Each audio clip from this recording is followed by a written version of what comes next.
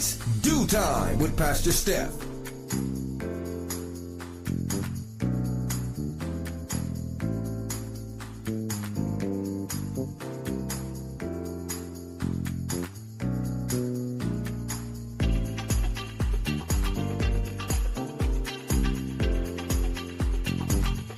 Good morning, good morning, good morning. Rise and shine.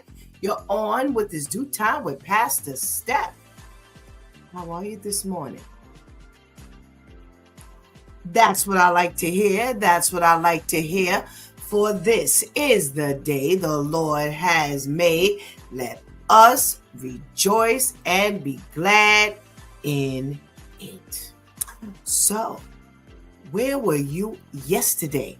Yesterday was Let's Talk About It Tuesday Church Folk Day. And did we have some conversation. We started off talking about the Michigan Elementary School that was holding a talent show. And a brother and sister, they joined and they wanted to audition. And they auditioned with a song, That's Who I Praise, by Brandon Lake. Now, that's a worship and praise song. Well, the staff wasn't too keen on this song.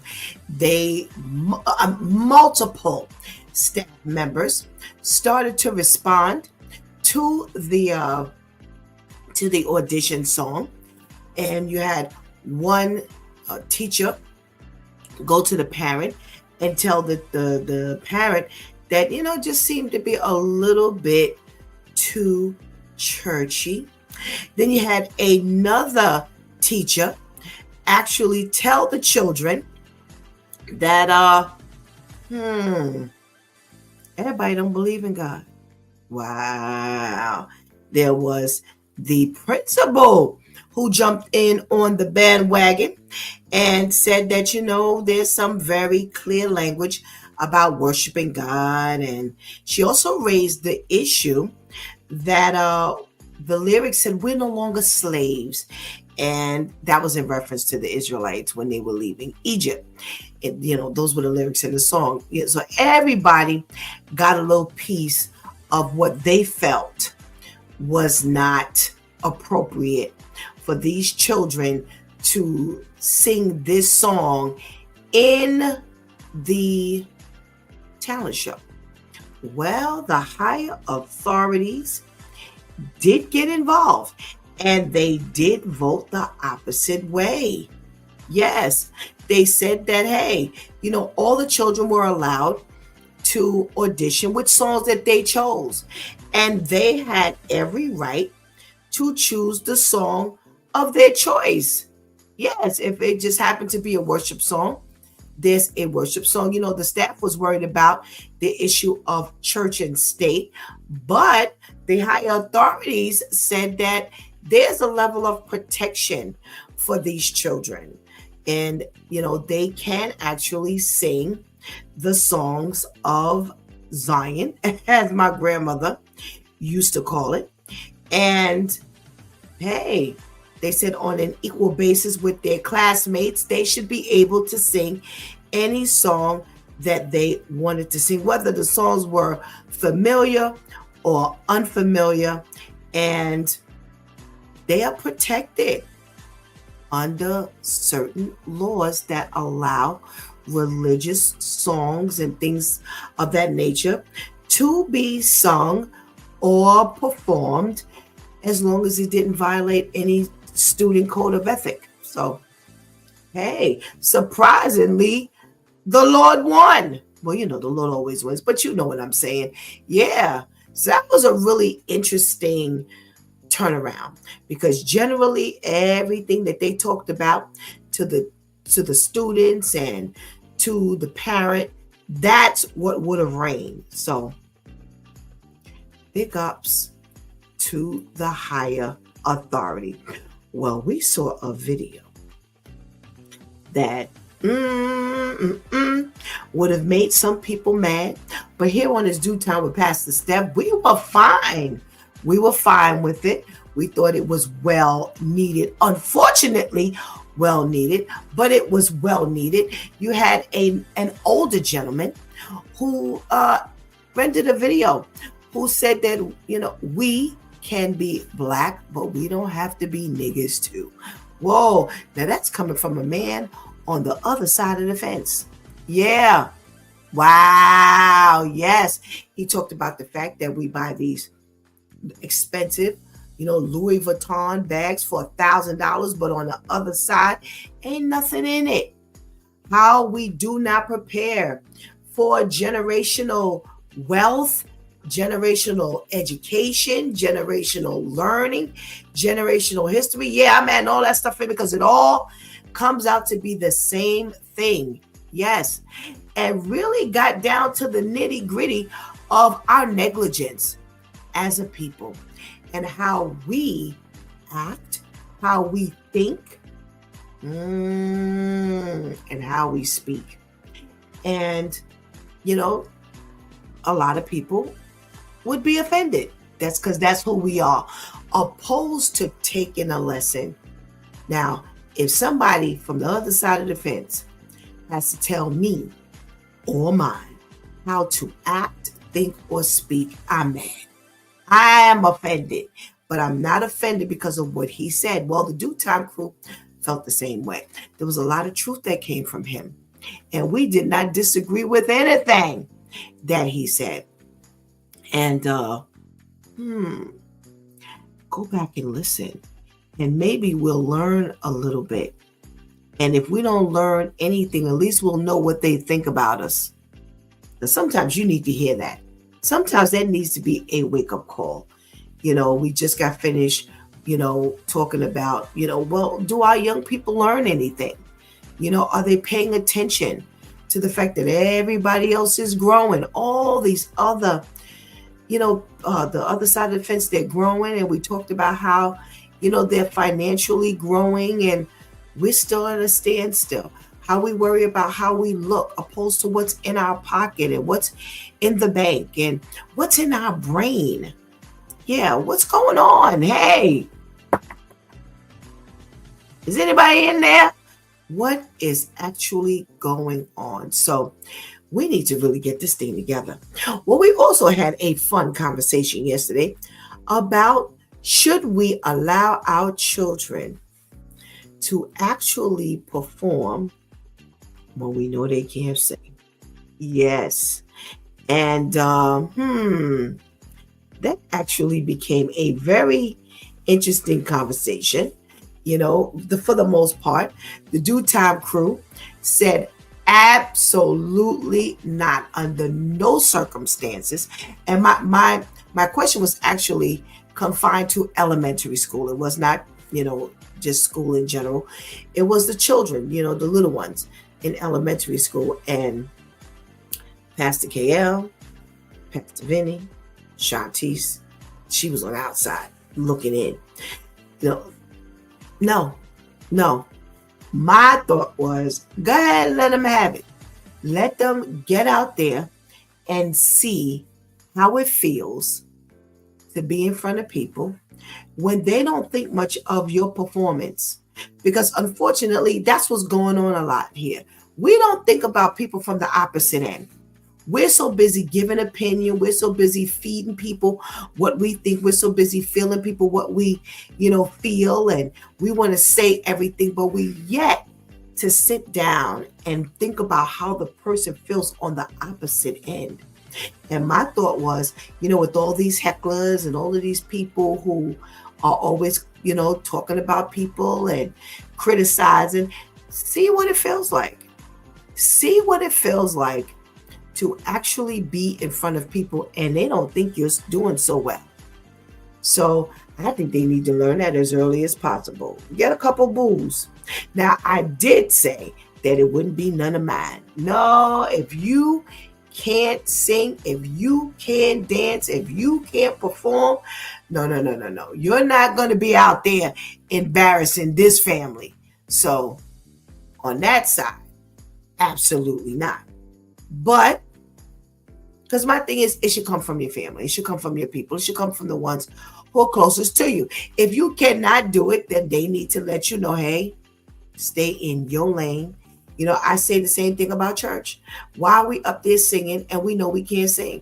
Listen, this usher pass out, the announcements, or read the announcements, and some people can't read the announcements. Have you seen some of the announcements? Have you heard some of the announcements people can't pronounce? Simple words. Oh my goodness gracious. Yeah, I was like, they need to audition for that as well. So see, that's what I'm talking about. Everybody can't do everything. So that's how we spent our Tuesday, having a lot of fun here on this DEW Time with Pastor Steph. Well, today already is Wow Wednesday. We made it, y'all, to the middle of the week. Can you believe it already? Time is flying by. So we're about to get this party started. So let's go and get that healthy breakfast. Let's go and tell somebody that it's DEW Time with Pastor Steph is on. And whatever you do, don't go anywhere, because we will be right back. It's DEW Time with Pastor Steph.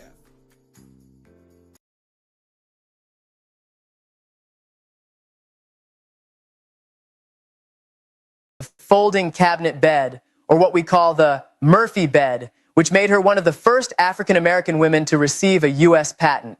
Born in 1855, her father was a carpenter and her mother was an activist for the Underground Railroad. Good's family would move to Chicago, Illinois, where she would later meet her husband, Archibald, who was a stair builder. The couple became entrepreneurs, opening up a furniture store on State Street, a thriving retail and business center in Chicago. They mostly served working-class families who lived in very small apartments, and with the limited space, they had very little room for furniture. Recognizing her customers' challenges, Good designed a bed that could fold into a roll-top desk, allowing homeowners to maximize their living space. The desk featured integrated storage compartments, making it a multifunctional piece of furniture when the bed was not in use. This invention was an early precursor to today's Murphy bed and other space-saving furniture designs. Her invention was an early example of space-saving furniture design, a concept that remains relevant even in today's modern urban living.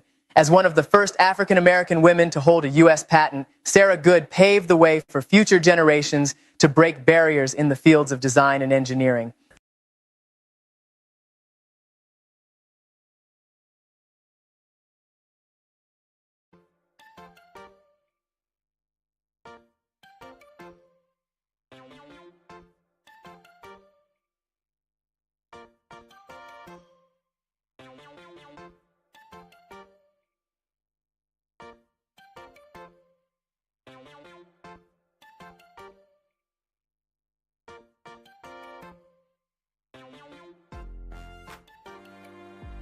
Good morning, and good morning again. Welcome back to It's DEW Time with Pastor Steph. And it is Wow Wednesday, everybody. Yes, we made it by the grace of God. We made it to the middle of the week. And while everybody else is trying to figure out how they're getting over hump day, we got Wild Wednesday to get us through. Yes. So, you know how we do. I want to say good morning to everybody in the room. But the only way I know you're in the room is if you give me a shout out and let me know you're out there. So let's say good morning to our girl, Ketty. Hey, Ketty. How are you? Thank you so much for joining us. Oh, we got Mr. Terrence in the room. Good morning, Terrence.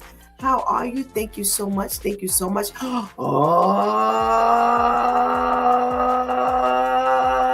it's a special day. It's a special day for somebody in the room. Oh, our Serge. Happy birthday, Serge. Good morning. Giving God thanks that you had another birthday. A whole year. And God has kept you safe. Thank you so much for joining us on your special day and giving God thanks that you're here to celebrate another year with us. So, hey, happy birthday, happy birthday. All right. We got a check-in from our girl Vivian. Good morning. And we look forward to hear from you in a matter of seconds. We've got our girl Tamika in the house, who won't be with us on in our round this morning. But good morning, Tamika. Thanks for giving us a shout out this morning. All right, and she says happy birthday to Serge as well as our brother Terrence says happy birthday. So Serge, you're getting a whole lot of birthday shout outs. So y'all know what time it is. It's a Wednesday morning, and it's time for us to hear and get our socially conscious segment underway with our girl Vivian. Let's say good morning to Vivian. Good morning, Viv. Good morning. Happy Wow Wednesday. How are you, Pastor Steph? I am well, thank you. How are you? I'm well, thank you. Good. You know what I like to ask you. What you got for us today?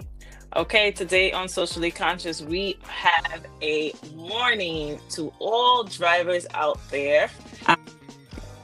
Say speed cameras will soon monitor New York City bridges and tunnels.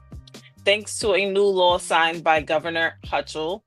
The law was part of Hochul's 2026 state budget, which was adopted last week. It allows the MTA to install cameras on bridges and tunnels to automatically ticket speeding drivers. Under the program, drivers are charged $50 for their first violation, $75 for their second violation within 18 months, and $100 for more violations within 18 months. So drivers could also be seeing late fees if they do not pay these tickets in time. The bridges and tunnels include the Verrazano Narrows, Robert F. Kennedy, Throgs Neck Bridge, Bronx Whitestone, and Marine Parkway bridges, as well as the Queens, Midtown, and Hugh L. Carey tunnels. So if you're a driver who takes these means of tunnels and bridges, make sure that you're sticking within the speed limit because cameras will be going up soon. Next, we are talking Rikers Island yet again. We know that there has been a constant fight about how this jail system and prison system should be managed. And today we are getting news that a federal judge overseeing New York City's jails took Rikers Island out of the city's control on Tuesday, ordering that an outside official be appointed to make major decisions regarding the troubled and violent jail complex. The city's jail population has grown to more than 7,000 inmates from a low of about 4,000 that was back in 2020. And in the first 3 months of this year, 5 people died at Rikers or shortly after being released from city custody, which is equal to the number of detainees who died in 2024 as a total. So in 2024, 5 people died within the year, and this year, 5 people died within a matter of months. So needless to say, it's gotten pretty bad. So Judge Laura Taylor Swain said that the official would report directly to her and would not be a city employee, turning aside Mayor Eric Adams' efforts to maintain control of the lockups. The official will be called a remediation manager. They would work with the New York City Correction Commissioner, but be empowered to take all actions necessary to turn the city's jail around. They say while the necessary changes will take some time, the court expects to see continual progress toward goals in the near future. Next, we are out in Mexico with a very interesting report, as they are saying the number of Mexican migrants who have died while unlawfully crossing into the United States has doubled since President Donald Trump took office. They're saying that 181 Mexican nationals have died during the first 4 months of this year, more than twice when compared to the same time period last year. They're saying there were 81 people who passed away from January to April of 2024. And now here we are in May, and they're saying 181 nationals have died while trying to illegally cross the border. They say it's likely that more Mexican immigrants have died, but have not been identified due to the lack of paperwork and forensic personnel who can identify remains discovered in harsh terrain. They're saying when people make their way into the United States, oftentimes when they are being smuggled in, they will be told to get rid of all their identifying information. So if they happen to die while in the desert or in the mountains, they have no identifying information, and it makes it much more difficult for the families to be able to find out what happened to that particular family member. They're saying last year, the remains of 453 people were discovered, but 198 remain unidentified. According to Mexico's Secretary of Foreign Relations, they say these deaths are due to basically stricter border patrol. They say it's because politics that are closing off any possibility of asylum. That someone that would normally present themselves to a port of entry are now taking more dangerous ways to cross into the United States. So people are dying when they're unlawfully trying to get into the United States. And they're saying that although this particular article is focusing on the Mexicans, that people around the world are dying trying to cross the borders. They spoke about a boat carrying about 16 people capsizing in the coast of California, 3 migrants, including a 14-year-old boy from India, who died as part of that situation. So a very interesting report being told here. And now we have our wow story of the week. We have a squatter situation and a new method of getting rid of one that this one man came up with. So his name is Marco Valaquez. He had a situation with a squatter. He says he was trying to sell his vacant home that he owns. And when he went to check up on the home to make sure it was still in good condition and prepare it for sale, he found squatters living there. And as most people's first instinct would be, he called the authorities.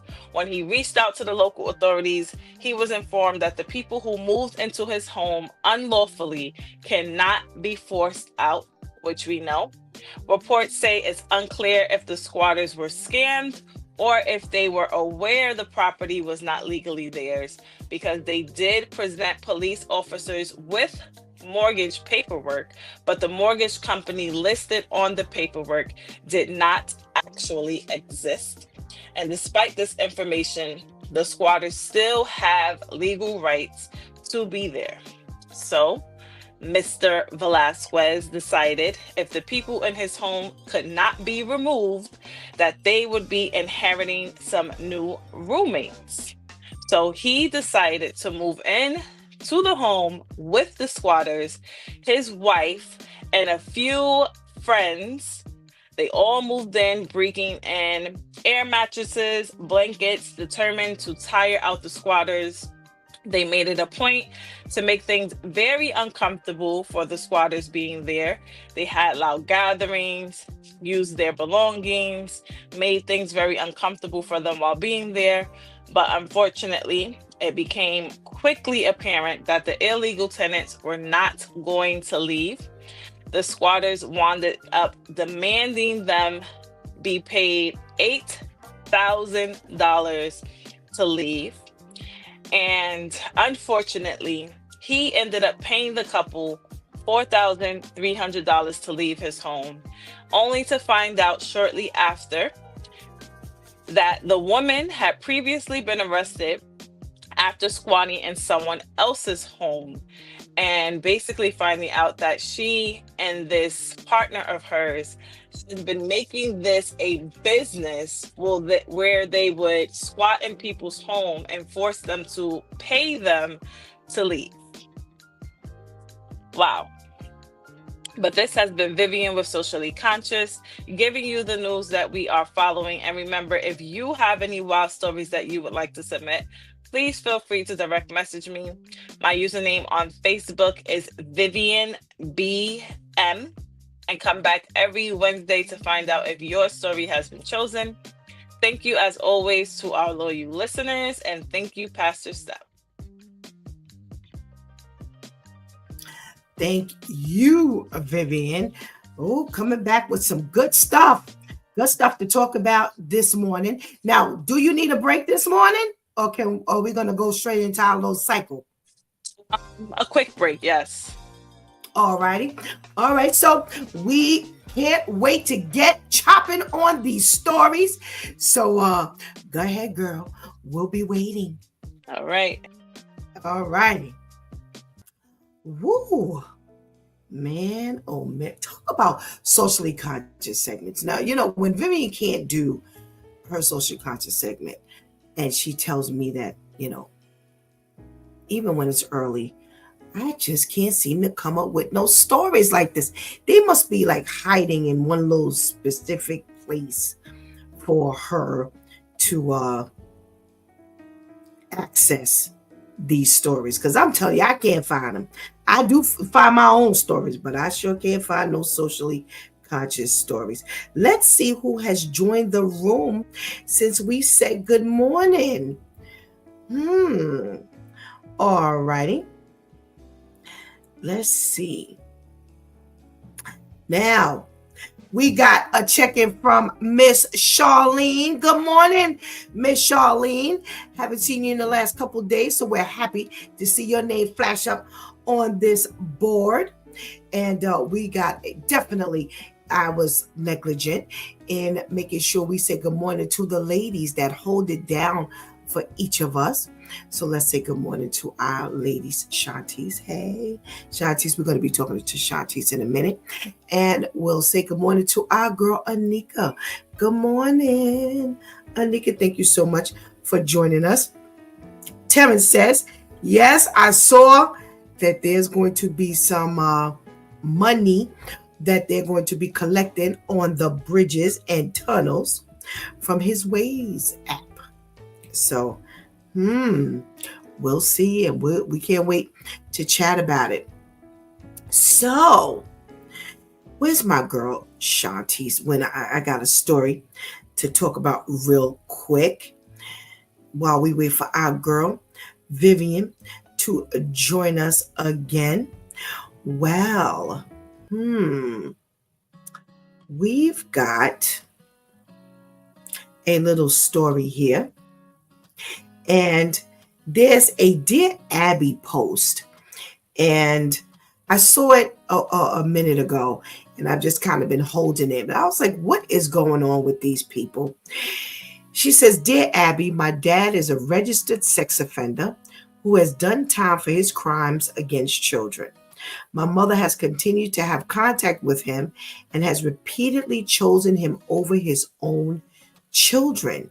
She doesn't respect our wishes, and we believe she gives him information about our lives and our images.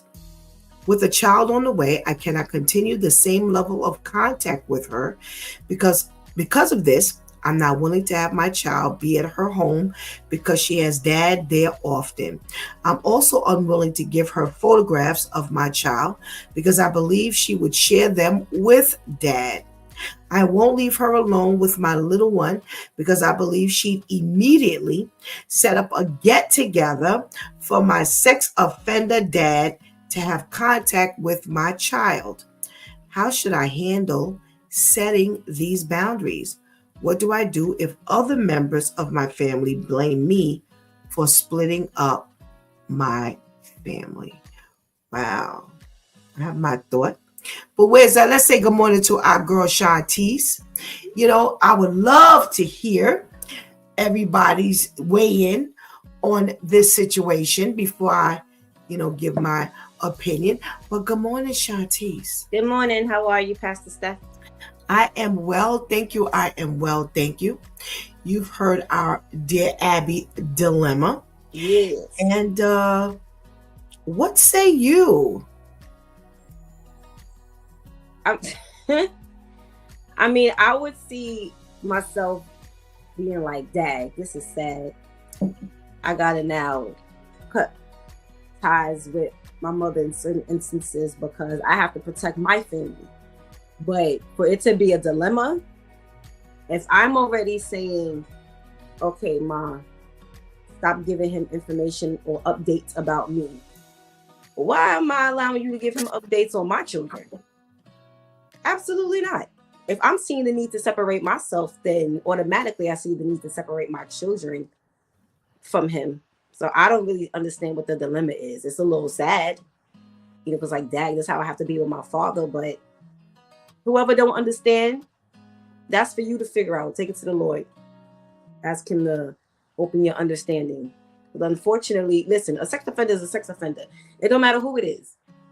But a lot of times, unfortunately, the family is the first target. I'm not putting myself in that position for the sake of keeping the family. What family piece is there going to be if I know this about my father? I put my children around this man, and God forbid something happened. Then who's going to be there to massage my peace? Nobody. No.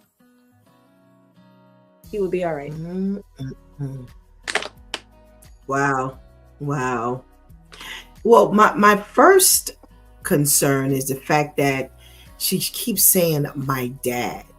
That's the first sad part about this thing here, is the fact that, you're not talking about, someone, an uncle, or, a distant relative that Right. you've got to worry about visiting. You're Right. talking about your father. So the first question I actually have is, how, when was all of this, found out? She says, my dad is a registered sex offender who has done time for his crimes against children. So I'm like, well, when did we find out? When did all of this surface? How old were you? So clearly she wasn't a victim, thank God. Right. And this, may have been found out after, maybe they left the house or whatever the situation is. And she's upset because she says her mother has continued contact with him and has repeatedly chosen him over her own children. What does that ultimately mean?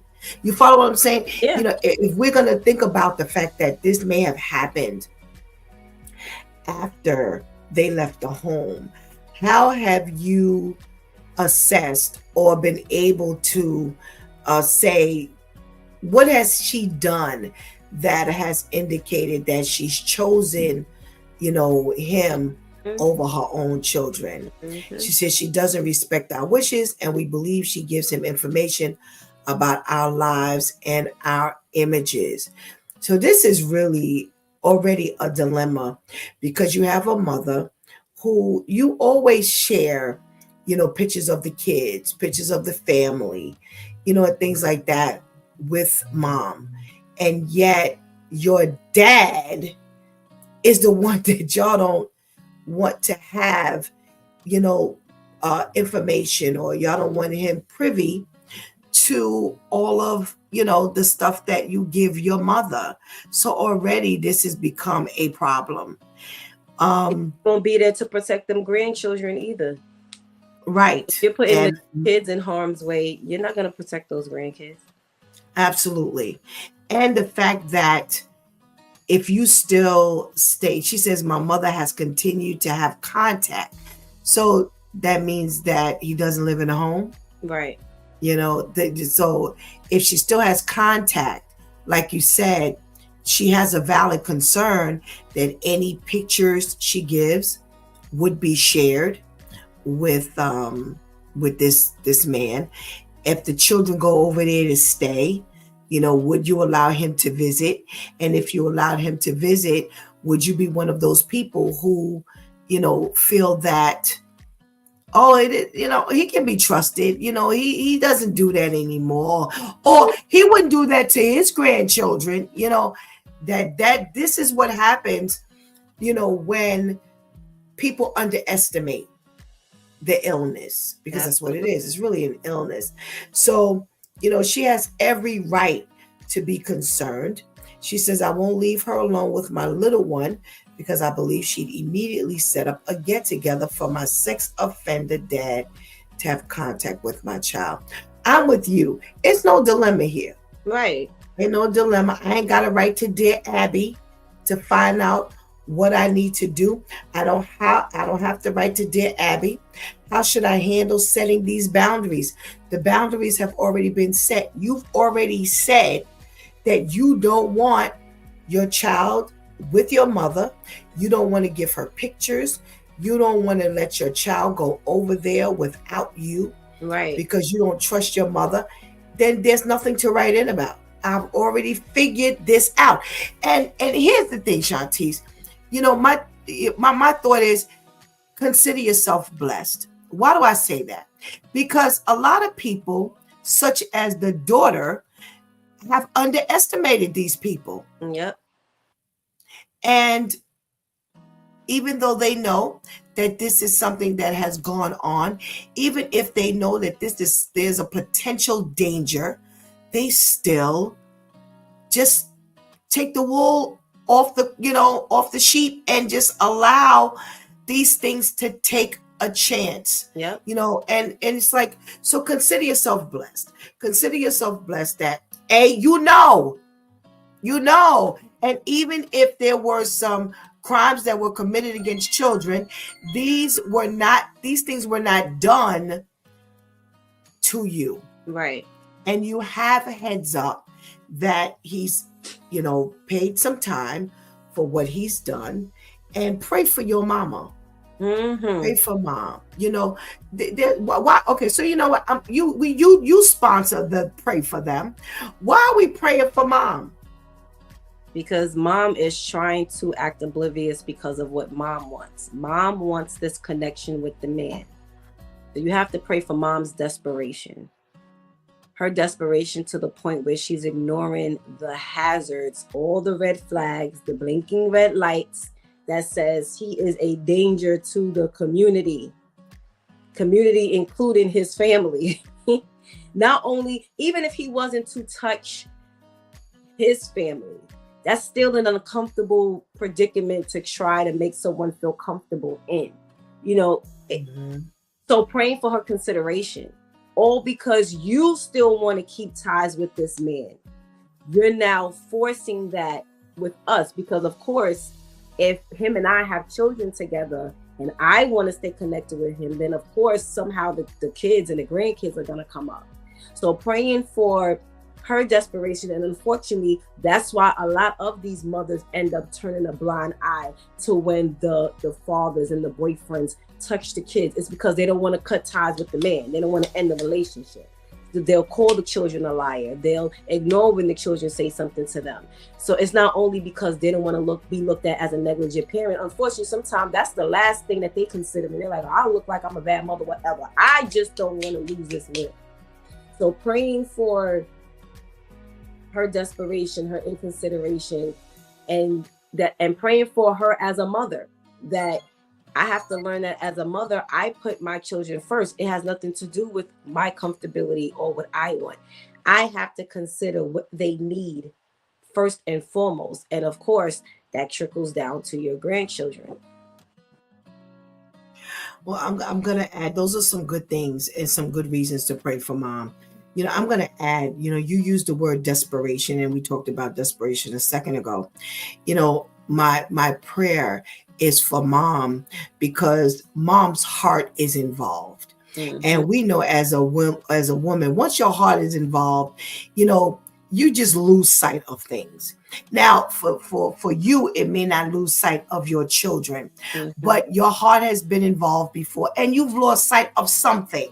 Right. So unfortunately, this particular mom can lose sight of the fact, or, if this daughter is, adamant about her mother not making the right decision, then we need to pray for mom because mom's gauge is off. She can't separate the two. Exactly. She can't separate the two. This is her family. Let's talk about this thing here. This is her family, and no woman wants their family divided. And the fact of the matter is, whether you understand it or not, those of you who hear this, as a woman, as a wife, you have to cover your husband. That's your responsibility. The Bible talks about it. A sanctified wife sanctifies her husband. She has to cover her husband. However, this is an area where we can't do that. And some people have a real hard time separating the two. Right. And her heart is there. I got to cover my husband. I got to let them see that he's a good man at heart. It amazes me how people go there. But, he's a good man at heart. I see the good in him. He would never do this to his grandchildren. I also raised the fact that we need to pray for her, because imagine this, he didn't wake up with this today. Right. So now this is a mother who has thought about all the times, because I don't care whether she trusts him or not. You better believe she's thought about all the times where he was left alone with the kids. Because you know as well as I know, as soon as a man does something wrong, first you start thinking about, man, when he came in late, going back into the recess. Yes. Oh man, when he gave me those flowers, but he had 2 bushels of flowers, but one was missing after a while. He told me one got messed up. You start thinking about like all of this stuff that's going on during the time. Where were you when it was found out that he was a sex offender of children and he had to go to jail? You have to pray for her embarrassment. She has to be embarrassed, not only from the community, but from her children, her very children. She has to worry about being ridiculed about the man she loves. And this is real stuff. This is stuff that women go through all the time. And imagine this hitting home, this close to home, and you're thinking like, oh my God, I want, every woman who gets married, who has children, has a family, they think about raising the children together, raising the grandchildren together, all the events, graduations and weddings and babies being born into the family and all these things, and she can't do any of it. It all has been cut short because your husband is ill. And she can't separate. According to the daughter, she can't separate. And this is scary. This is scary because this is her dilemma. Right. We all have our dilemmas when it comes to men, but this is her dilemma. Right. And, when she says she always, she chooses him over us, we have to pray for that because, for us in our head is very simple. Children, safety, children. But here's the problem. And I'm coming, Viv, I'm coming. Here's the problem. You have an issue with a woman who has to make, generally, remember now, the husband comes first. Right. In our world or in the world, the kids come first. But in God's world, it's God and then your spouse. Right. This is why we have to have the proper order. You get married and then you have the kids. Right. Because, how many people have you heard? I don't care what happens. My kids come first. So now they defy what God has put into place for their heart and what the world has said they do first. And in this particular order, the safety of the children come first. And sometimes people can't separate the two. They can't make that distinction. So we need to definitely lift mom up in prayer. We've got an impromptu, pray for her, it's scary because this is something that plagues a lot of women. Because remember, a lot of these men who are sex offenders are connected to women, women with children in their homes, whether the children in the homes were the man's children or not. But that's a hard thing to now have to do, whether you make the decision or not. In our very first Breaking the Yoke Women's Conference, there was a woman who was married to a man who molested her daughter. And she had to turn him in. It wasn't no big dilemma for her, but it had to be a dilemma behind the scenes. Yeah, it had to rip her heart out. in order to do something like that. Doesn't mean she doesn't love her daughter, but this is your husband. This is the man you love. Right. So we definitely got reason to pray for her. We got to check in from our Tamika. She is a part of his sickness, and she is an enabler to his madness. And it's true. That's why we have to pray for her, so that yoke is broken. All right. Boy, that was a good one. Let's get our girl Viv included on this conversation so we can go back to our socially conscious segment. Good morning, Viv, again. Good morning again. All righty. Well, let's get to chatting about this socially conscious segment. All right. So there's a warning to drivers that some speed cameras will be added to monitor New York City's bridges and tunnels. The MTA is going to install some cameras to snag all of those who are speeding. And you just got finished with a story about speeding. I think it was last week. And the tickets will range anywhere from $50 to $100 based on your infractions. And you just might get hit with late fees. And I'm sure they're going to get a whole lot of fees for people being late, because that's how it goes down. And it will include the Verrazano and the RFK Bridge, is what we used to call the Triborough Bridge, as well as the Midtown Tunnel and some other, bridges and tunnels. And what is this a good thing, Shantice? I mean, it's good for them who is sitting back and collecting the money. And it makes me think of when Pastor KL was speaking yesterday about the stupid taxes, because all these late fees that have to be paid by us are stupid taxes, because when we get a ticket and it's due on the 15th, we're not going to pay it until the 16th or the 20th. And now you got an additional $30, $40, $50 that you have to pay. That's a stupid tax, as he explained yesterday. So they're really banking on, if they banked on the fees alone, they'd be making money. They will be making money. But it's like everywhere you turn now, they're trying to get money out of you as a driver. The extra route fees. Now you got this. Every time you turn around, it's gonna be something as far as a camera got you. Camera got you. And it's like, all right, we're gonna have to make sure that we are a lot more on point, because we're about to make these people rich. You're not even gonna be able to afford to drive after a while. That's how it sounds to me. It's like after a while, people gonna get so frustrated, and now the subway trains and the Long Island Railroad, all of that is going to be extra cluttered, because nobody's gonna want to have to deal with the amount of money it costs to drive. So they went back down on the gas, but now you got all of this. Well, I got a question for you before we get Vivian on to give her opinion. Did you hear why the cameras are there? I think I missed that part. Say it again, please. Yeah, I think you did too, based on your response. They're speed cameras. Speeding cameras. Okay. Yeah. Okay. Well, it's still, the stupid tax is still staying, because people are still going to do that. But yeah, that is still going to have a whole lot of the public transportation clutter, because unfortunately, I don't see that minimizing the speeding, because there's still an option on if I pay this and when I pay it.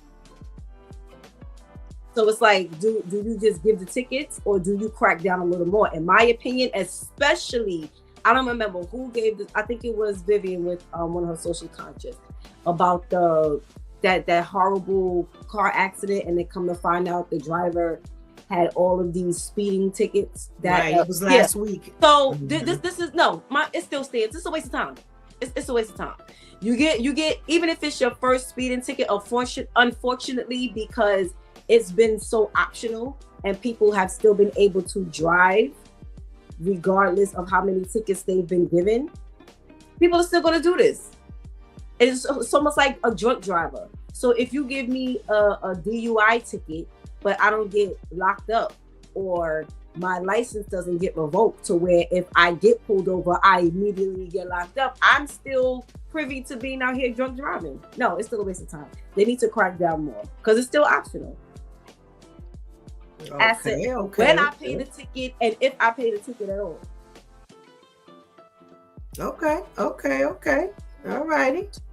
All right, Viv, what's your thought on this additional speed cameras? You just told us last week how bad the speeding tickets had run up for some people, but now they're putting them on the bridges and tunnels. What's your thought?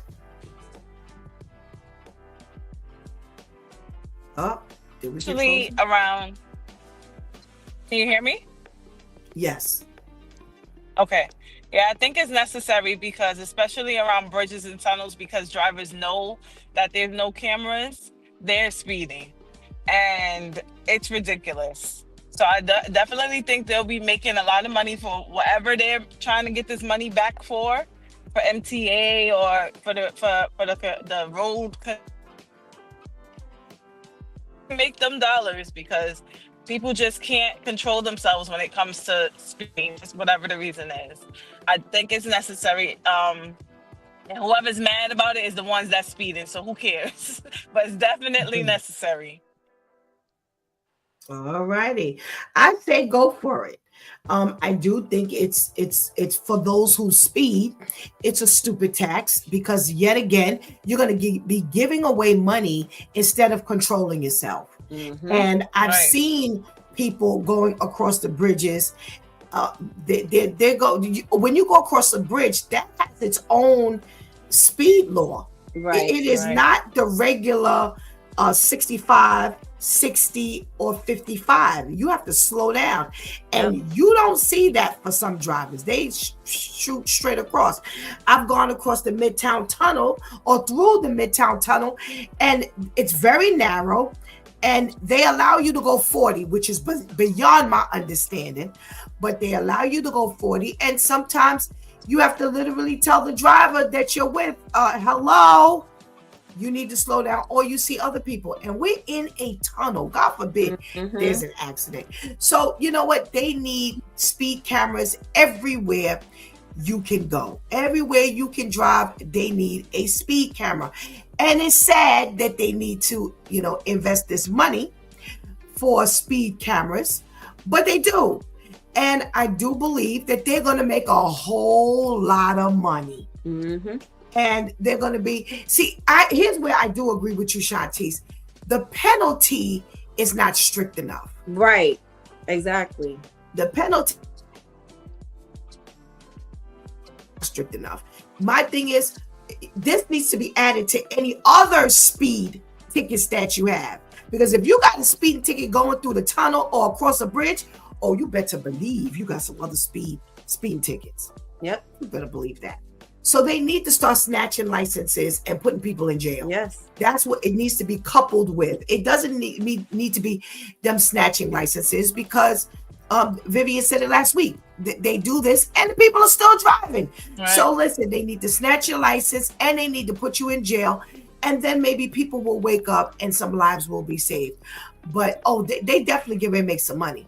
They see, let me tell you something. They're moving smart. They're going with things that they know, guarantee you're going to make some money on. There ain't no guesswork here. You're going to make some money from these idiot drivers.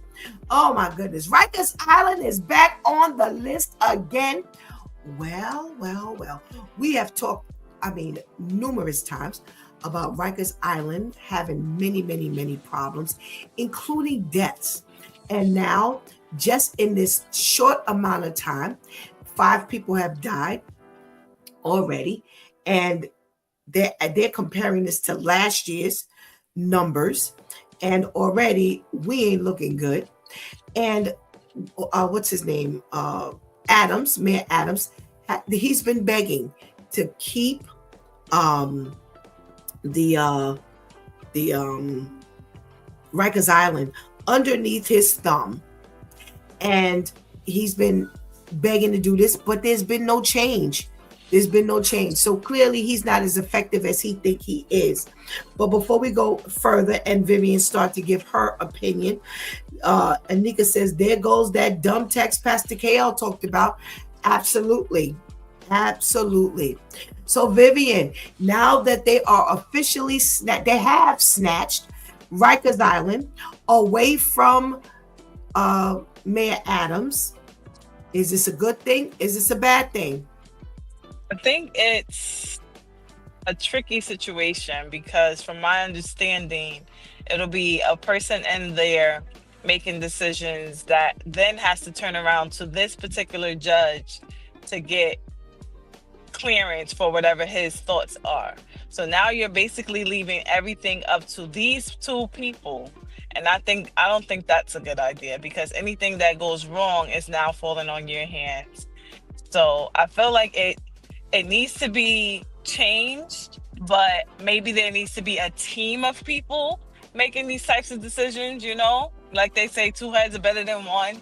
So you might not be able to think of certain outcomes, but maybe the next person might be able to think of these outcomes, and then y'all work together to try to figure out the solution. But I think to just leave it on these two people, I don't think that's a good idea. All righty. Shotties, good or bad? That's the dilemma. Because you give it to Trump, is it any good in that? And as it was stated, okay, now you're giving it to one person to make decisions. And then what decisions are being made? Because from everything I've been hearing, it's just been worse and worse circumstances and stories. I haven't heard anything yet in regards to, and I guess this is probably why they're trying to do this. Like, okay, well, let's just make sure he doesn't get it and keep it over here and let this judge or let so-and-so, make the decisions. But I feel like it's too confined. Maybe if it is brought out to more of, I don't know why Supreme Court is coming to mind, but more of, it having to go through different levels and let this come across these pair of eyes and then that and that and that, because there's a whole lot of different things that need to be addressed when it comes to Rikers Island. There's so many different things. And is this one person capable of doing that? You already know what you're going to get on the other side. If you leave it to Trump, you're going to get a bunch of ignorance. You're going to get a bunch of one-sided this. And you pretty much, even if you don't know the exact decisions he would make, it will be ignorant for the most part. Now you take it and you put it over here. Should it be to where there are multiple levels and maybe more things can get addressed and everything can go through with a fine-tooth comb, and it probably wouldn't even take as long for things to improve or get better, not just for the inmates, but for the staff. Because now you got talking about ISIS trying to take over all it. How's all this getting addressed? What's the motives? What's the intention? So I don't necessarily see this being like, whew, okay, you took it from Trump, now you're giving it to somebody else. I don't know. You mean Adams? I'm sorry, Adams. I don't really see it being like, phew, okay, well now we know for sure things are gonna get better. I'm not getting that feeling. All right. Here's some of the things that come to my mind in addition to what you ladies have said.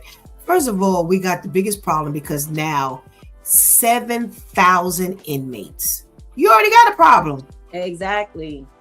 You already got a problem. I don't care who has it. You already got a problem. You have this entire 5 boroughs where you have, years ago, there used to be the Manhattan Detention Center, Bronx House of D, Brooklyn Detention Center. So in 4 of the 5 boroughs, there were detention centers, and I'm sure there's something out on Staten Island, whether it's small or whatever, is something out there. There's no more Bronx House of Detention, and I don't think there's a Brooklyn House of D anymore. So you now have everybody piled up in one place. But that's the first problem we're talking about. Why not spread out this issue here? You have 5 boroughs. Put these people across the 5 boroughs. And now you can begin to get a better hold, because it doesn't matter, like you have said, whether it's Mayor Adams or this judge, and like 2 people, because they have to do the commissioner and this judge. I agree. That's not enough. And I don't think a panel is enough, because this depending on what this panel is prepared to do, you cannot wait till the problems happen. Exactly. And then you're going to address the issue. And one You issue need at to- a time.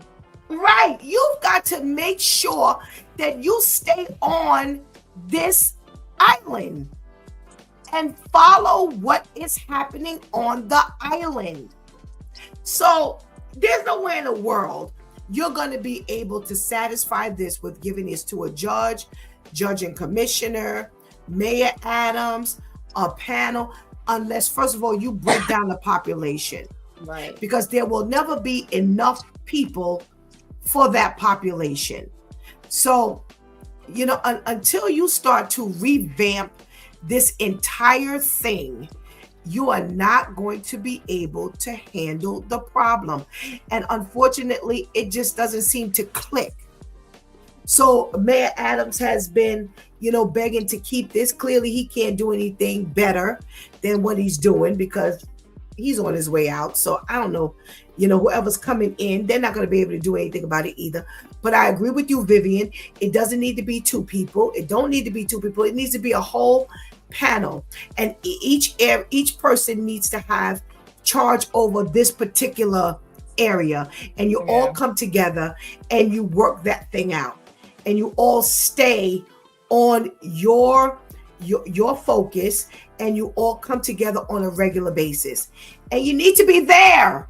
Mm-hmm. You need to be there. No, y'all about to put ICE there when you need to put the other people there. Exactly. I agree with you, Shantice, that it ain't gonna work. It's not going to work if they don't handle things the proper way.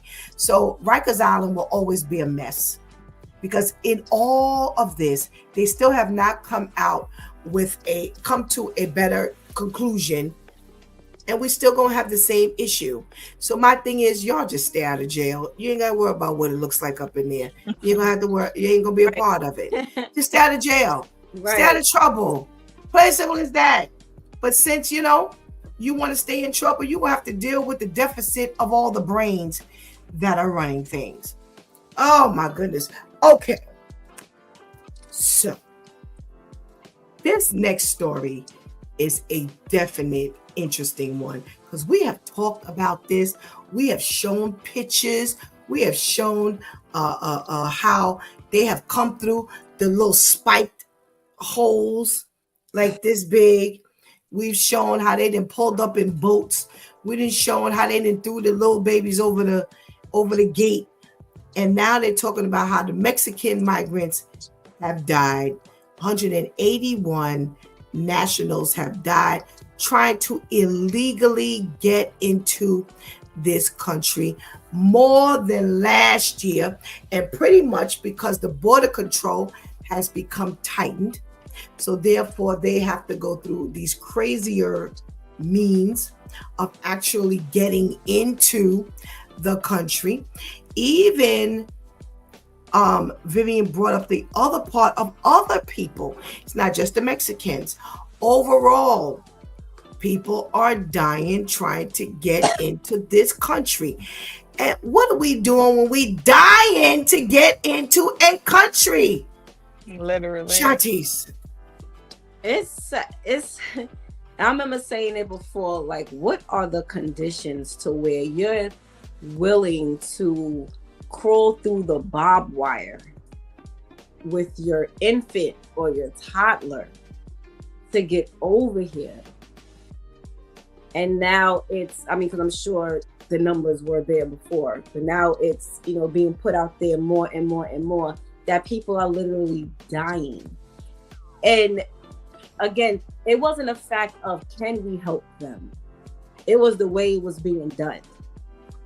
And I believe that if it was to be done properly, if they were to take care of home first and everything was done properly, then there would be some room to open the border to a certain amount, even if you did it in increments.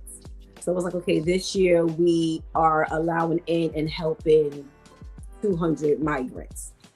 Okay, next year we're able to do the same. But now, again, you're going back to everything that they were promised.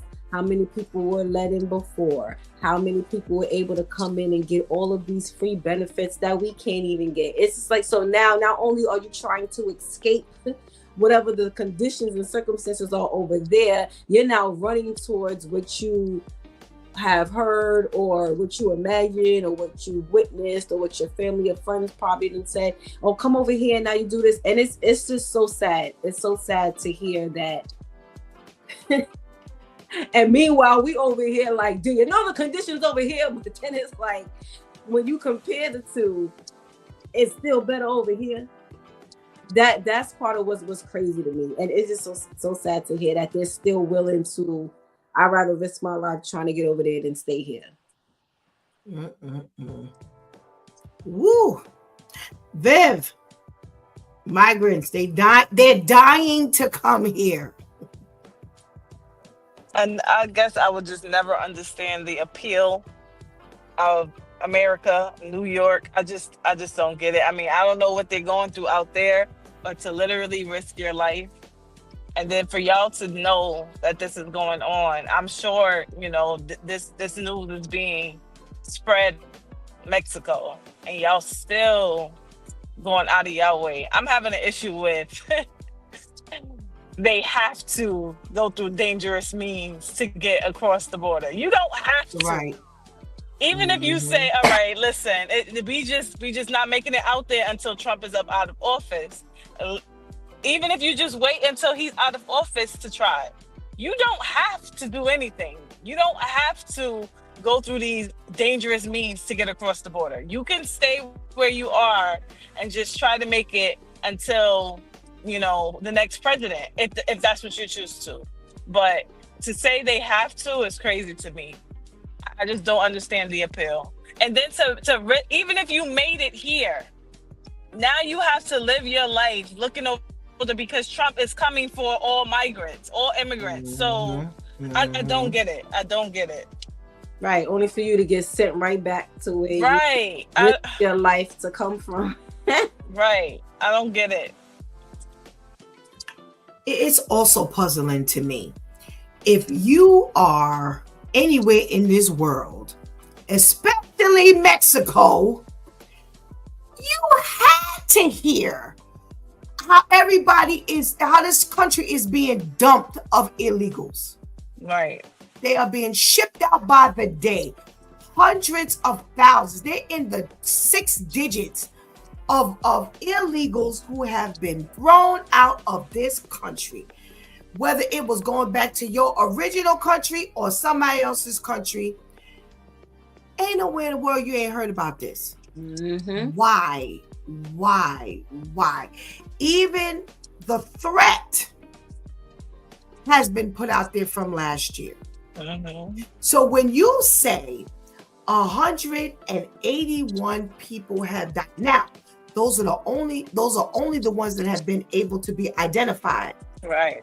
We ain't even talking about the ones who they ain't got no name on.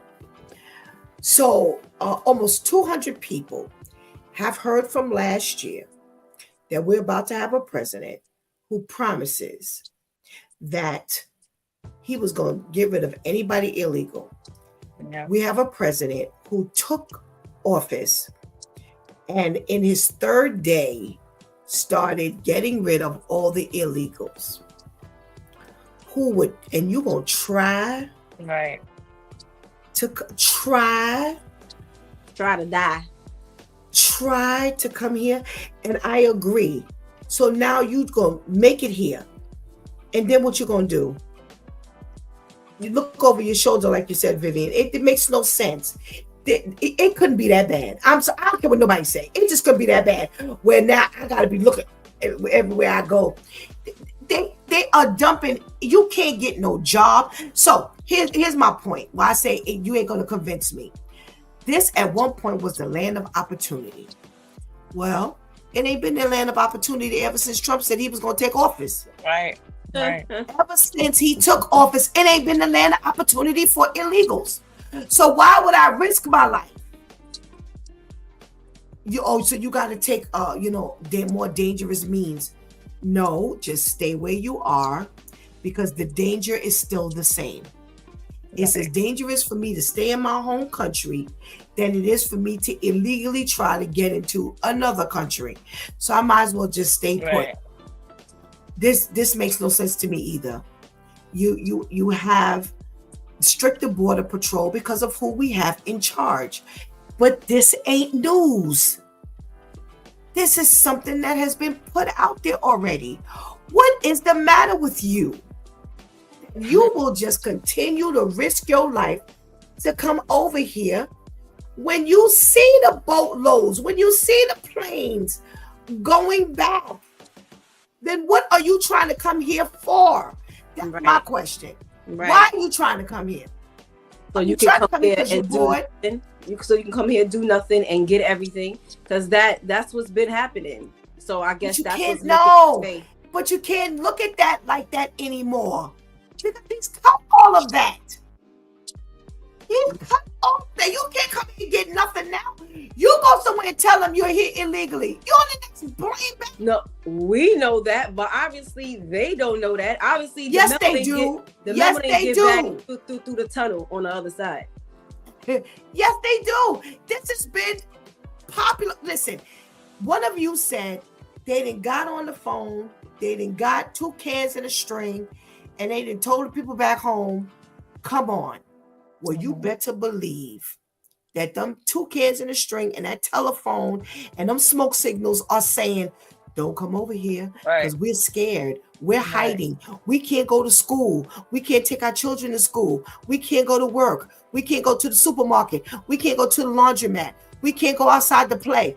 They have phoned home and told these people that maybe they're getting paid to come over and do some type of assassination.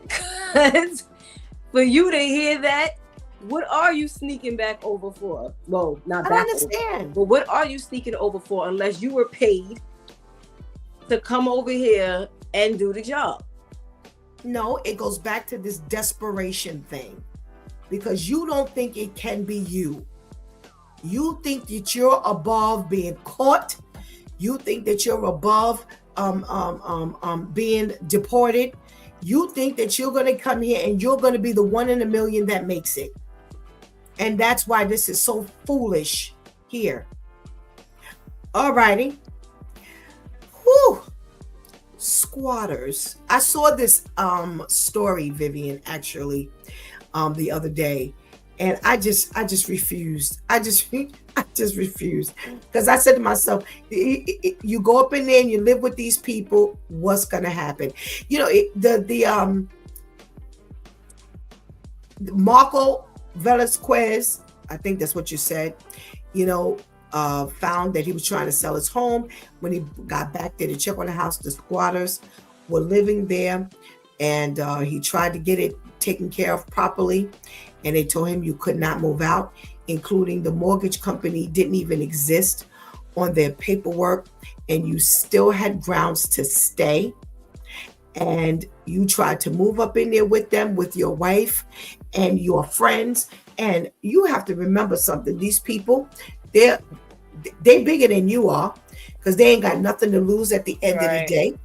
And now you had to pay for over $4,000 to get these people to move out.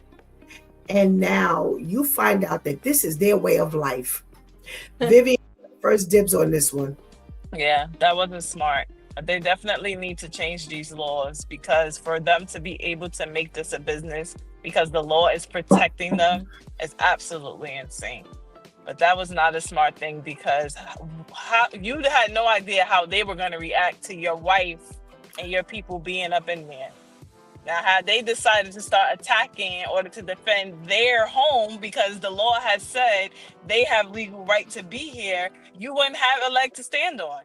You wouldn't have a leg to stand on. So that was not a smart decision. Definitely a risky way of going about it, but that was not a smart decision. Wow. Shantice. That when I heard, I thought it was just gonna be said he moved up in there and killed somebody.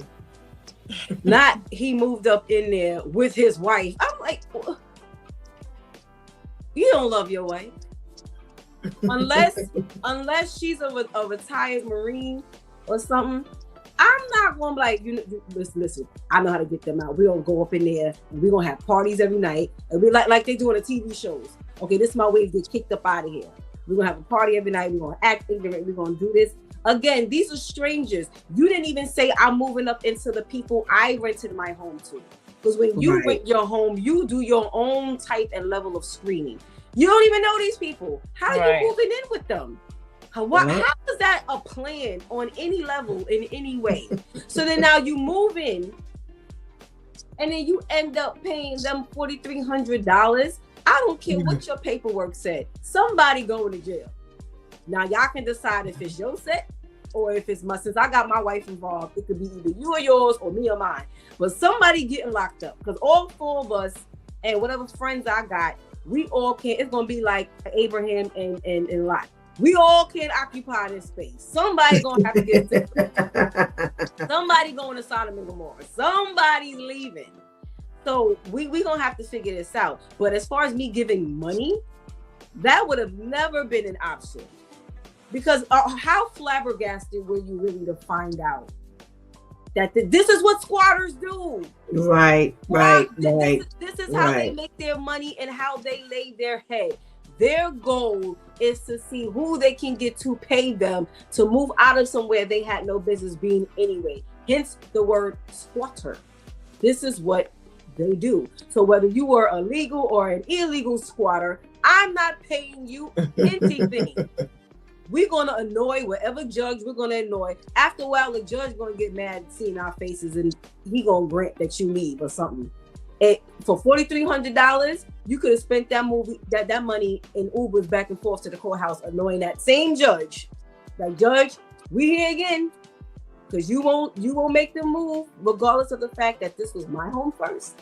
But that I believe that was ignorant, and people like that are who keep the squatters in business. So now you gave the squatters that much more hope in the fact that they can continue this as a career. Because all they got to do is stay 5 minutes longer, and they're gonna annoy you to the point where you're gonna pay them to leave. That was ignorant. Wow. We got to check in from Majesty. Hey, Majesty. Thank you for joining us this morning. Okay, so here's my thing. This is my house. It's my house. We've talked about this before. This is my home.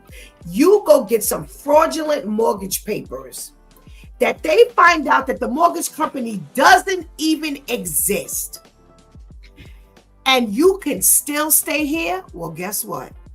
It's burning down to the ground.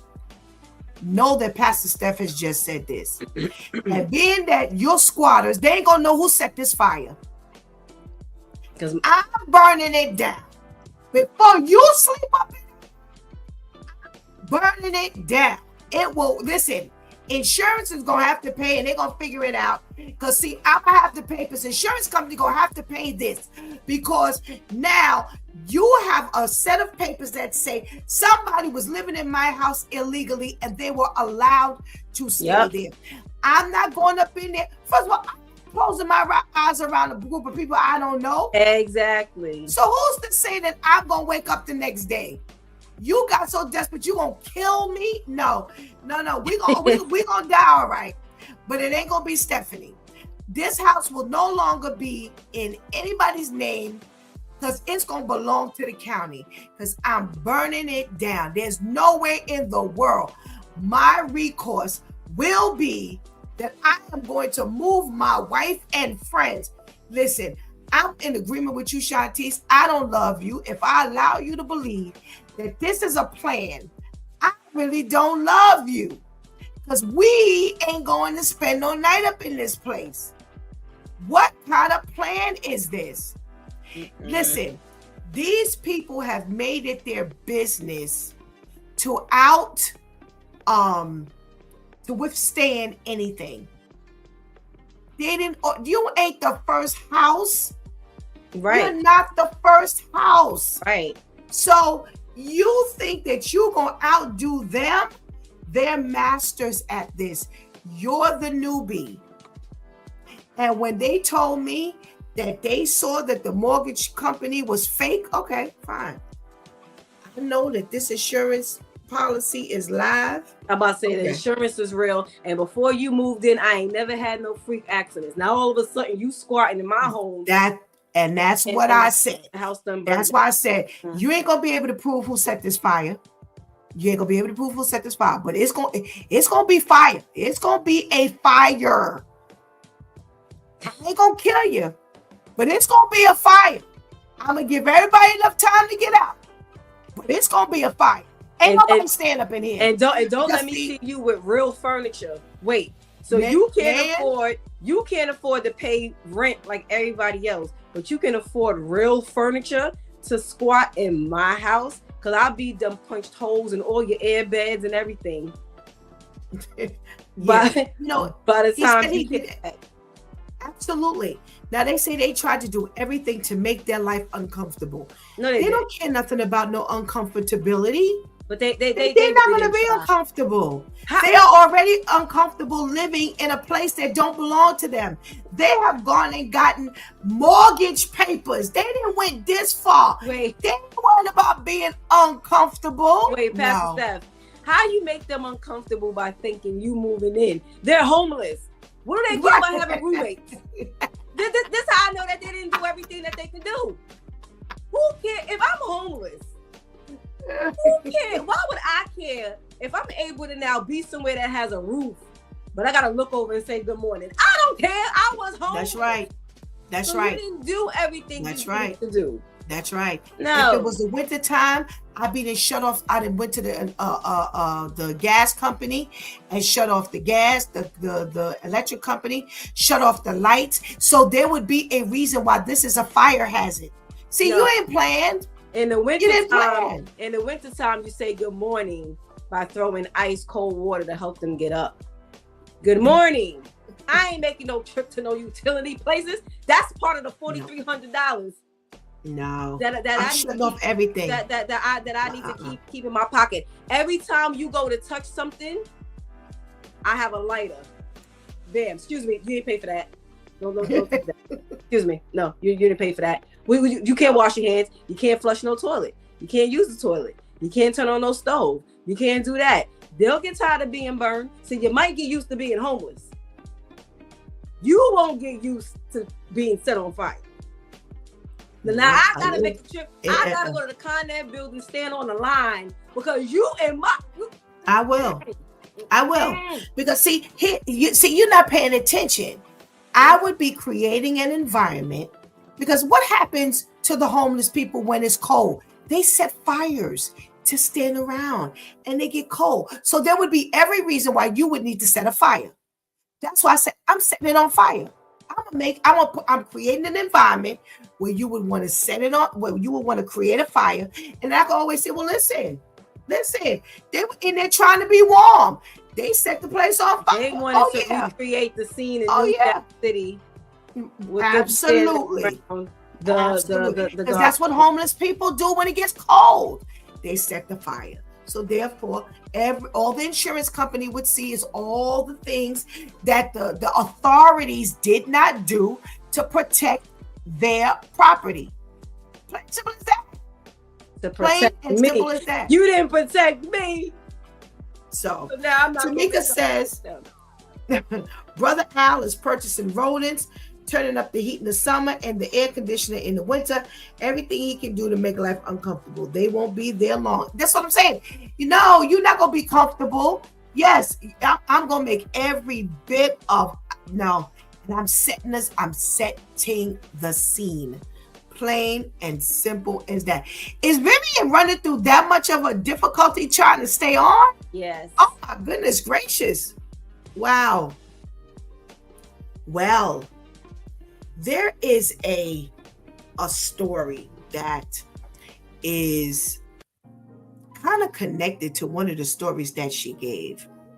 Now, this is really interesting because there is a mega church who is a part of helping with refugees, and they call it a refugee resettlement partnership. And they help people who come over here into the country get themselves acclimated into being in the country. Now, we know that Trump has been getting rid of all of these illegals. And now he has chosen a certain set of Africans. So there's a certain set of it's this African group, and he has been okay with allowing them to come over here and settle in. Now they're upset because they're saying they believe that he went to the South African area because of Elon Musk is South African. And this particular church, this mega church, is saying that they're not partnering with him to help to settle this African refugee group, because who are you to pick this specific refugee group? And all these other groups are still out there needing this space here. They need to be able to come here. They've been online. They've applied. They've done everything they're supposed to do. And now you're going to arbitrarily pick a group to bring them over here. And now you're going to give them a level of asylum. No. They say there's too many people who have done what they need to do to make this happen. And now you go and put your finger on a group. We're not participating in this program anymore. You are literally on your own. They get grants each year or periodically to help them fund these refugee groups. And they're saying they're not going to do it anymore. Whatever they have to do, they will pick their own group. They will raise their own money. It's not happening. I think, who was it? Shatish, you got first dibs on this story. Should this mega church help with this refugee group that Trump has chosen? Well, as a church, you shouldn't just blindly do anything. So if Trump has now shown partiality, because, and correct me if I'm wrong, but you're saying that if he was going to help a group of people, they shouldn't have been the first ones, because it was already a group of people that was being prepared to receive the assistance. Right. But he done bypassed them and went and chosen, of course, because there's something in it for him. Somehow he's getting some type of kickback.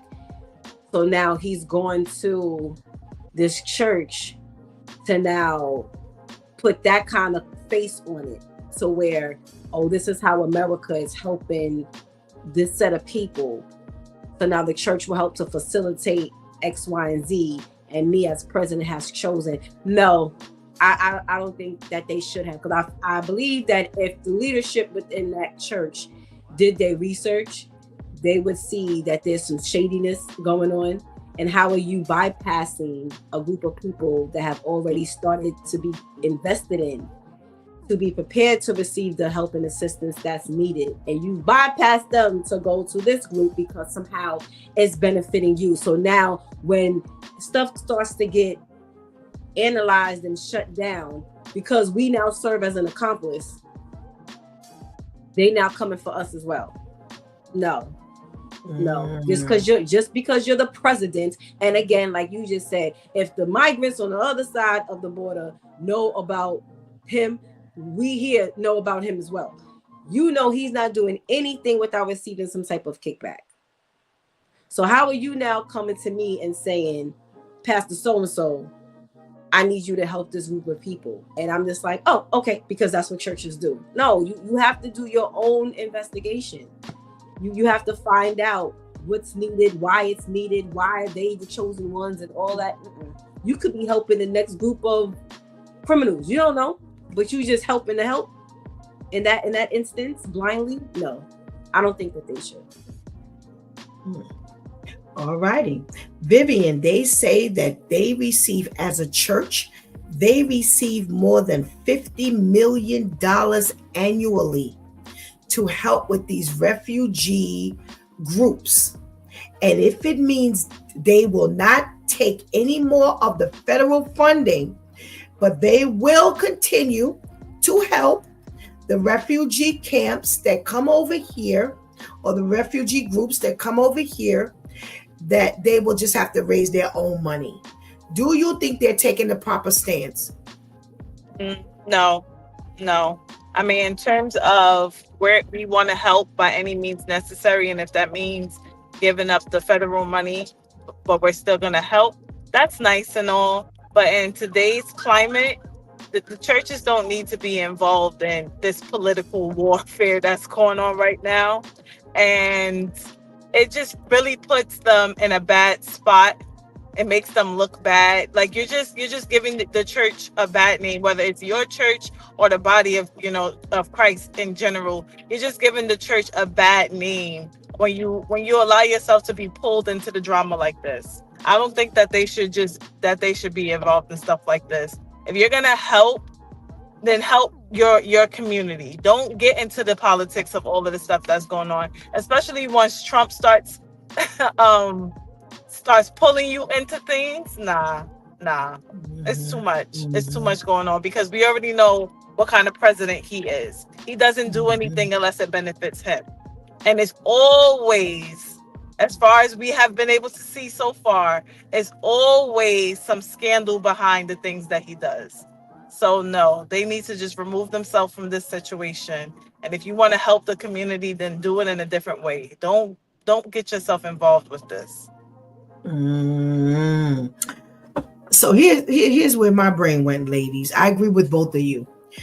But here's what, when I looked down and I saw that they receive more than $50 million annually to help with refugees, and people here in the United States ain't eating. We can't get a can of corned beef hash without having to show a pay stub, and God forbid you made $1.50 more than what they feel you should make. You're not getting said can of corned beef hash. Horrible. You as a church are going outside of your community with $50 million annually. You get for this project alone. They say that the pastor said that the church would still be investing its resources to help migrants in other ways, but acknowledged the huge loss in federal funds, which is more than $50 million annually.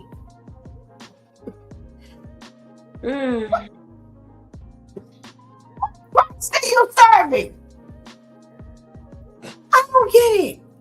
I'm like, well, no, you shouldn't be involved, because already you being involved with outsiders, and you got people right next door who can't eat. You're already wrong. You're getting some type of kickback as well. Of course. You're already wrong. You're already wrong. No, you shouldn't be involved, because you don't have your head on straight as a church. That makes no sense to me. I literally hear that there are seniors who cannot meet their rent, who cannot eat, who cannot pay for their medicine, that live right here. But I am going to take $50 million and worry about bringing somebody over here from another. No, already you wrong as a church. Go away. Go away. Go away. Go away. Go away. Go away. You're sinning, in my opinion. That's sinful. That is horrific. And so pastor can get a picture with Trump, and as I said, it's all for show and make it seem like, oh, this is what we're doing, and this is how the churches have become so corrupt. When you think about the origin of a lot of these holidays and everything, it's because of stuff like this. We want to be able to do this, but put the church as a face to it, because if the church is a face, then it makes it seem as though it has, whatever we're doing has this persona.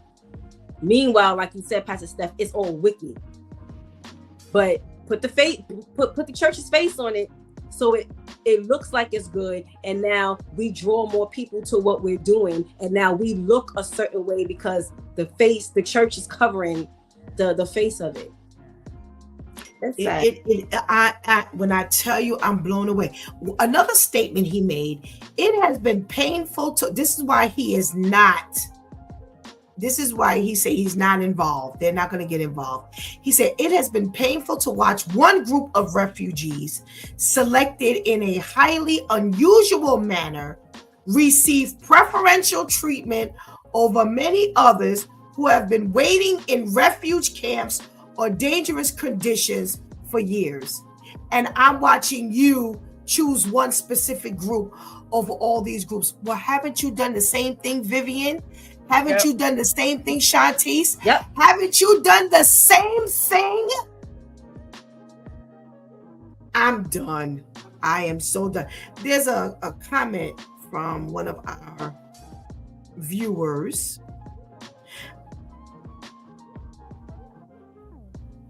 I believe the group the president brought in are white South Africans, not the ones of color. Yes, that is true. That's another reason why this looks messed up. Because it is the white South Africans. It's not the black South Africans. What say you, Vivian? White South Africans opposed to black South Africans. Does it matter? Yes. Especially when, before Trump got his hands on this, the black South Africans were already in preparations of being assisted. And now you deliberately go over and screw them over so that you can help the white South Africans. Again, you don't want to get yourselves tangled up in anything that Trump has going on, because it's always a scandal. He is never doing anything for the good of the people. It's always to help anybody who's willing to help him. Anybody that supports him. So yes, it definitely matters. Absolutely. Shantice, the article says that the pastor took issue with the selective nature of the Trump administration's approach to white South Africans refugees. Yes. And does it make a difference? It absolutely does make a difference, because again, it shows how biased he is. It shows how he only does something. It further confirms how he only does something when it benefits him. And he's not smart, Trump, because you're bypassing the fact that it's already been put out there that there's already been a group of people being prepped for the help. Smarty. So now, with you bypassing them, whether it was men, you bypass the men for the women, or the women for the men, or the kids for the adults, or the adults for the kids. You're already bypassing what was already in preparation. So already you look jacked up, regardless of who you were bypassing for who. But of course, to compound it, you're bypassing one skin color for the other after you've already made how many public statements about how you feel about one race compared to the other. So it just further compounds why no one should look at him and take him serious on any level in any aspect. Because he is going to only do what he knows is going to have him have a good kickback. So now the real question is, what are you, Mr. Sir, getting out of helping these white South Africans versus the other South Africans that were already being prepared for the assistance? Why do you feel comfortable knowing that these people knew they were being prepared for the help, and now it's psych your mic, we're going to go to them? That's crazy. That is crazy. It was no secret that they were being helped. So now they're watching the help that they were promised to get go to these other. Why is that okay? Why is that okay? No. And even if this church got into this like years ago, Which they because did. of Which they did. Yes. right, but Mhm. because it's a political thing, it always has a tendency to get messy because presidents Right. change. You know, the Right. powers that Right. be Right. change, and you never know Right. who's coming Right. in there with corrupt motives. So they Right. should have never got Right. themselves involved in something like this in the first place. Yep. They to prove what you said, and I'm going to talk both. This article proves what the two of you said. It says this Episcopal Church has aided immigrants to the United States since the late 1800s, and they have helped more than 100,000 people resettle into the United States. And like you said, you may have started off with good intention, but it's going to become messy, like you said, because every time it changes hands, now you signing on for something different. Because no administration does it the way the former administration does it. So now, because you keep getting the money to do it, and now you keep getting the aid to do it, you keep hanging in there. And now, of course, it's going to be a mess, because it started off as a mess probably. Now, Shanti, to aid in what you were saying, it says,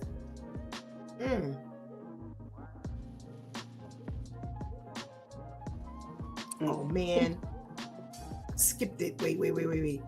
Hold on. This is just ridiculous. I missed it. I had it. But they were saying what you were saying about how these other people, oh, here it is. He says that he first objected because the administration's call to help resettle white Afrikaners while refugee admissions from many other countries remain on hold. So if you were on hold, that means that you've been sitting out there for a minute now, waiting your rightful turn. And now it gets to you, and now you're being bypassed, because now you are choosing the white Afrikaners. Now, here's the problem why you look extra bad, because you have spent the last January, February, March, and April deporting all the brown people. That's why you really look a mess, because you have deported all the brown people. And bringing in your color people. That's right. And now you're bringing in the white Afrikaners. You didn't even just bring in African people. You brought in the white Afrikaners. So yeah, let me tell you another reason why this church is bowing out. Because see, now it's been made public that it's white Afrikaners. So if you participate, you look like you are participating with selecting the white Afrikaners. That's why they're bowing out. They're not just bowing out for principle. They're bowing out because of the way they look. And it's going to come out that that's what's happening. And you're going to be an active part of it. So my question is, because initially it was, I don't want migrants over here because they're criminals, they're drug dealers, they're murderers. Now you're bringing in these refugees. What happens when they now come over and show to be the drug dealers and the kidnappers and the rapists and the pedophiles and all of that? You don't think, well, he's not a godly man, so no, you wouldn't think. But if you think that you doing all of this side stuff, despicable things, showing all this partiality, all this favoritism for whatever the reason, and you wanting to get rid of refugees and migrants for this very reason, you don't think that the ones you bring over here are going to now smack you in your face by doing the same thing, and it's going to have your name all over it because you're priding yourself and bringing these people here. So but here's my question. These people become a problem. You're not going to want to own up to that problem. But here's my question, and I'm going to go back to what you're saying, what you said. You have said numerous times that you don't want the Mexicans and the Venezuelans and the Haitians and all those people here because they come here and lean on the country, right? Right. But what they coming here to do? They're coming here empty-handed. They're coming to do anything different. If they come to get a job, isn't that what these people did that you were deporting? You found them at car washes, at people's homes. They were maids. They were in the hotels. These people were working. Not everybody, but they were working. So you get ready to bring these. You brought these people over here, but they do the same thing. So what is the difference at the end of the day? Like you said, they're potential criminals. They're people who are leaning on the country, and they're not going to be able to, because everybody ain't going to get no job. Plain and simple as that. No. Everybody ain't gonna get no job. Everybody's not gonna be productive citizens. So you are allowing them to do the same thing that you have spent your last 4-5 months getting rid of people for.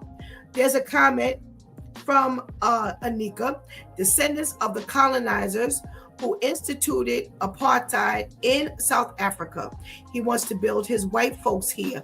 Of course he does. Of course he does. And this is the scary part of all that's going on. My due time crew. We got to check in from Pastor KL. What it do, crew? We about to hang up this thing, crew. Hey, how are you, Pastor KL?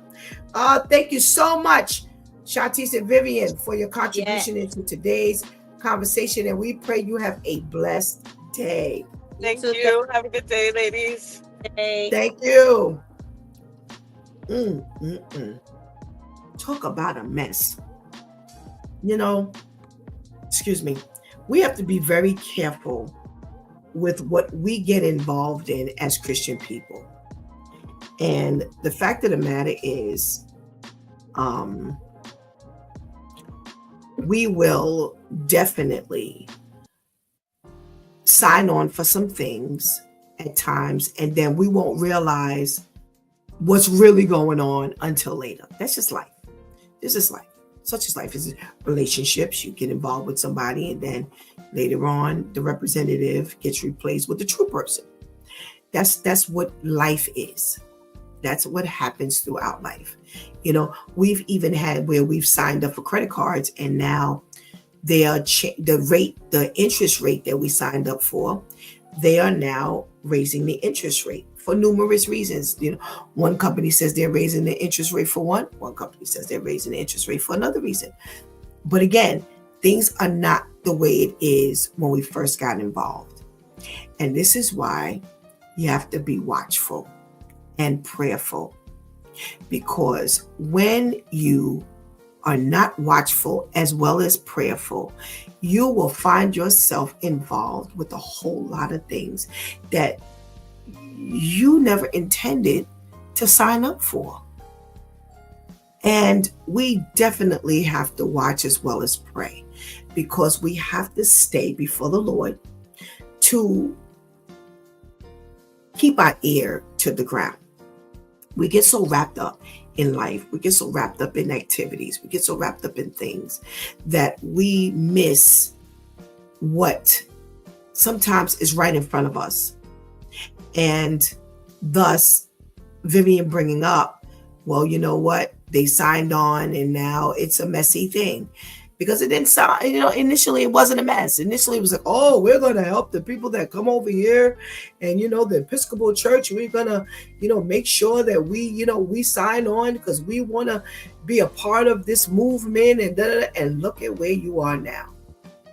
After all these years of the Episcopal Church being involved, they now opt to bow out because it's just not what it was initially said to be. We got another comment here before we close out. The administration is also going to expedite their pathway to citizenship and benefits. Absolutely. When you just got finished smashing all these people and getting them up out of here so that they won't take any more benefits. You have the people who are natural citizens here who will not get benefits. But yeah, when you bring them here, you're going to have to, again, put them up. That's why I said they come here to lean on the country the same way you were complaining about the ones you got rid of. They should, they're leaning on the country and they're bleeding the country. Well, what these ones coming to do? And in order for them to be right, you will have to expedite their citizenship and benefits. Because other than that, they look like who you just got rid of. So now you got to make sure that they're not who you just got rid of. What a mess. What a mess this country is in. You know, the Bible tells us that the prince of this world is the devil, is the enemy. Now, whose side are you on? And this is why God continues to challenge us as his people. Who do we look like? When we start off one way, or when we want people to believe that we are one way, and then we later reveal who we really are, you have now joined the father of lies. And that's who God calls him. He is the father of lies. And you are now a part of that lying committee. And once you are a part of that lying committee, that's whose side you're on. God has made it very clear. You are not straddling the fence, in my opinion, because I've already decided whose side you're on. This is why we have to be very careful of what we do, what we say, how we think, and how we act. Shantice brought up the other day, we have to be peculiar people. We have to take a stand to be different. Because when we don't, we look like Trump, this pastor, because like I said, that's one of the reasons why he's bowing out, because of the way they're going to look. He ain't bowing out just because of this other issue. He's bowing out because of the way he's going to look. The church is going to look. Well, we as Christian people need to be concerned about the way the church looks. And we have to also understand that this is the perception of God that people are getting. When we tell people that we're Christian people and we start acting stupid, we start acting funny, we start acting shady, we start doing things, we start lying, we start revealing who we really are, God says you're on that side. Because to be on the enemy's side is to be enmity with me. You're my enemy. Now, I'm going to be honest. We are not in the predicament. We are not in the predicament. Not one of us are in a space where we can afford to be God's enemy. Is that what you want? To be God's enemy? We have a hard time being God's friend. How are we going to manage when we're God's enemy? God accepts us, loves us, gives us everything. We make a mess of the relationship when we are God's friend. Now imagine when we're the enemy of God. We're going to have to eat these things. And are you prepared to eat this? If you're not, I advise you to get yourself together. Because once God decides to snip your wings, you're going to be in big trouble. Because he is not just that loving God. Because he loves us, he chastises us. And he's going to snip them wings, and you are going to be breathing much differently. So come on. Think about all the stuff we talk about here, day in and day out, and how these people are revealing whose side they're on. Well, guess what? We may think we're hiding, but we have revealed whose side we're on. Because God says, my ways are higher than your ways, my thoughts are higher than your thoughts. You're going to have your own head. Think the way I behave, or the way I think, or the way I feel, or the way I act, or whatever situation is okay. Because guess what? Trump has justified his actions as well. Think about it. He's justified everything he does. Well, is that what we do as Christian people? Are we justifying our behavior as well?